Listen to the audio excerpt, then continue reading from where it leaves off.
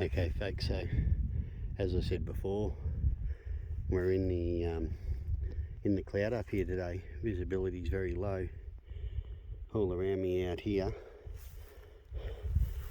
is lots and lots of vegetation doing really well. Alpine daisies, heaths, alpine grasses, waxy buttercups, pretty much any plant you can find up here on the tops is present and all around us. So I don't know if you can see it, but coming into view through the mist is a fence. Now this is a rather famous fence, part of high country history now. It was set up back in the 50s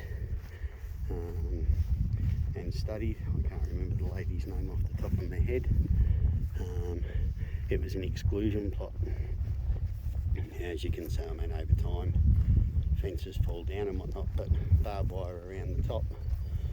The idea of this fence was to create an exclusion area to draw comparisons between out here where the cattle grazed and in there where the fences prevented the cattle from getting. The idea behind it was to show that the cattle were damaging the high country, and eventually it led to the cattle being removed, because apparently the cattle were destroying the high country. So we're currently outside of this exclusion fence. Keep in mind it's Wednesday the 4th of January 2023. It's been an awful long time since cattle grazing occurred up here. And even for those that turn around and say, oh, nah, realistically there were still cattle on the high plains into the early 2000s, they weren't over on this side of the high plains where we are now.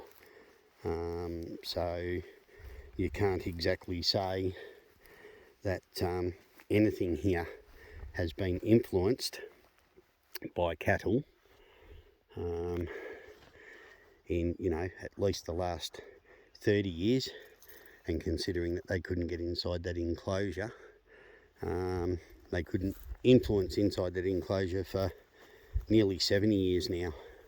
So we'll just do a comparison. Outside, alpine pasture, waxy buttercups, alpine daisies, heaths, mosses, it's all here. We're going to get down to the end of the exclusion plot, but before we do, have a look inside. Now, you tell me, 70 years of exclusion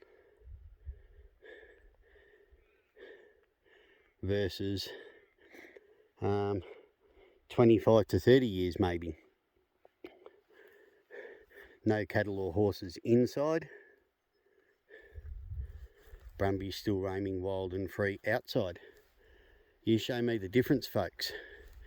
Now, they can harp on all they like.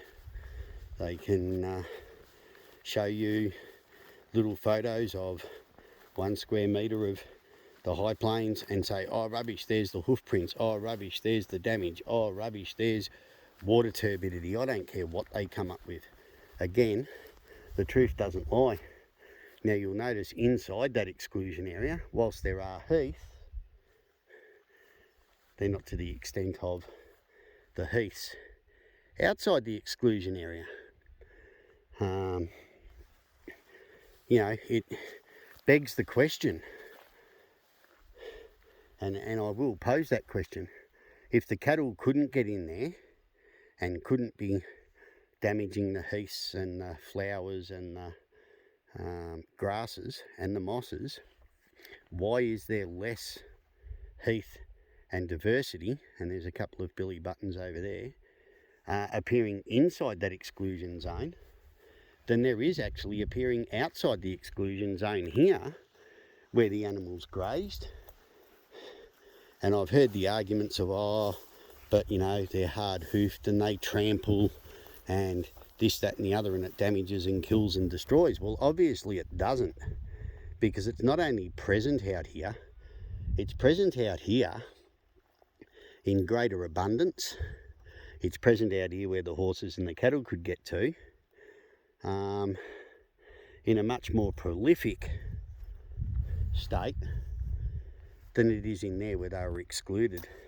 So here we go, these are the signs. These plots were established in 1947, so a little bit earlier than I thought, by Miss Maisie Fawcett and Professor John Turner from Melbourne University's Botany School to monitor long-term trends in the vegetation. Please walk outside the plots. Now, there are two plots here. One was a grazed plot, one was an ungrazed plot with a walkway in between. So we'll go and try and find you the markers of the of the grazed plot. One would imagine that there's no fences around it. How do you graze something with a fence around it? How do you determine the numbers of animals that are going to be inside that enclosure as compared to outside where they move around freely? So we'll continue on, but I just wanted to show you, you know, as I said, it's part of the history up here now. It was actually used to the detriment of high country grazing, and as I think you can see from the video, and again that's inside, and have a look around outside, it's no different. Now I've just had someone whistle at me, so I'm not quite sure where that's coming from, but I'm sure we'll come across somebody in our near travels. Talk soon.